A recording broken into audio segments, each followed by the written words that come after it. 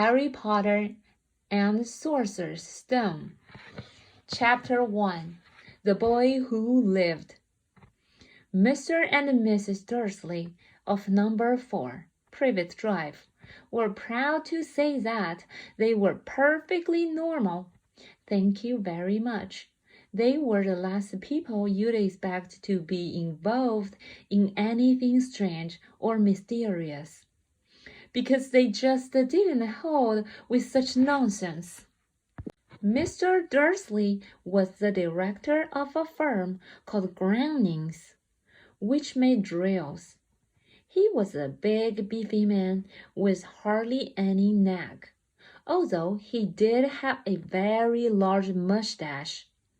Mrs. Dursley was thin and blondy, and had nearly twice the usual amount of neck, which came in very useful as she spent so much of her time craning over garden fences, spying on the neighbors.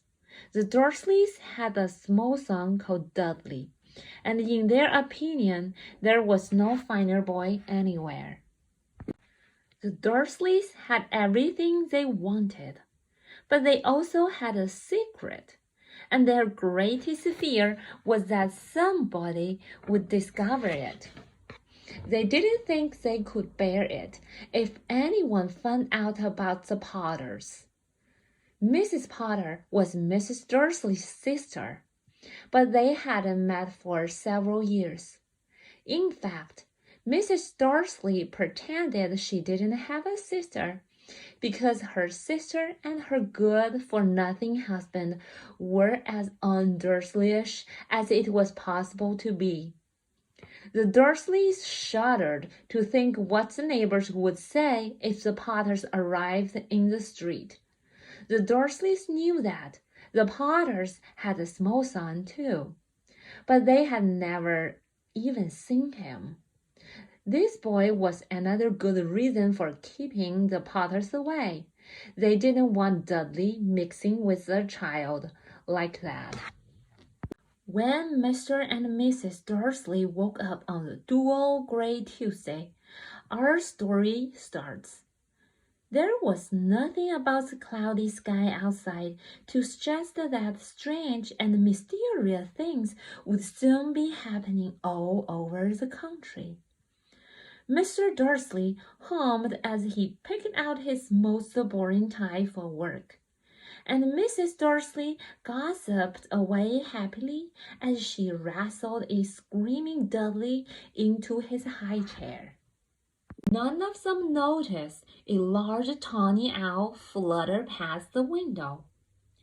At 8:30, Mr. Dursley picked up his briefcase, pecked Mrs. Dursley on the cheek, and tried to kiss Dudley goodbye, but missed, because Dudley was now having a tantrum and throwing his cereal at the walls. "Little Tank," chortled Mr. Dursley as he left the house. He got into his car and backed out of number 4's drive. It was on the corner of the street that he noticed the first sign of something peculiar. A cat reading a map. For a second, Mr. Dursley didn't realize what he had seen. Then he jerked his head around to look again.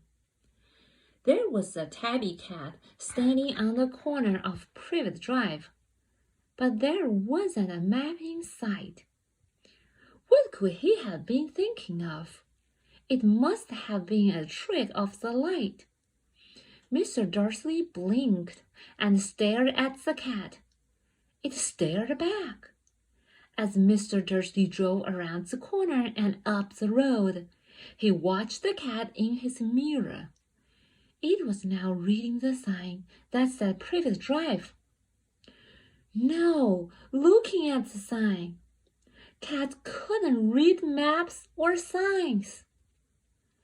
Mr. Dursley gave himself a little shake and put the cat out of his mind. As he drove toward town, he thought of nothing except a large order of drills he was hoping to get that day. But on the edge of town, Jules was driven out of his mind by something else. As he sat in the usual morning traffic jam, he couldn't help noticing that there seemed to be a lot of strangely dressed people about. People in cloaks. Mr. Darcy couldn't bear people who dressed in funny clothes. The get-ups you saw on young people. He supposed this was some stupid new fashion.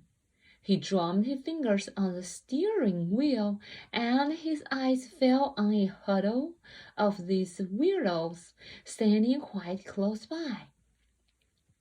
They were whispering excitedly together.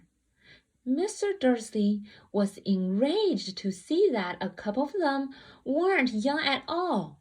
Why, that man had to be older than he was, and wearing an emerald green cloak. The nerve of him! But then it struck Mr. Darcy that this was probably some silly stunt. These people were obviously collecting for something. Yes, that would be it. The traffic moved on, and a few minutes later, Mr. Darcy arrived in the Grounings parking lot, his mind back on drills.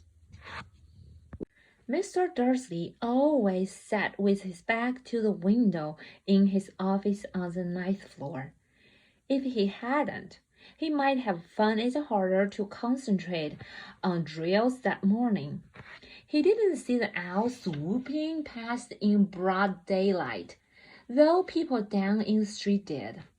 They pointed and gazed open-mouthed as owl after owl sped overhead.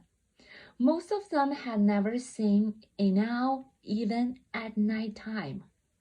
Mr. Darcy, however, had a perfectly normal, owl-free morning. He yelled at 5 different people. He made several important telephone calls and shouted a bit more.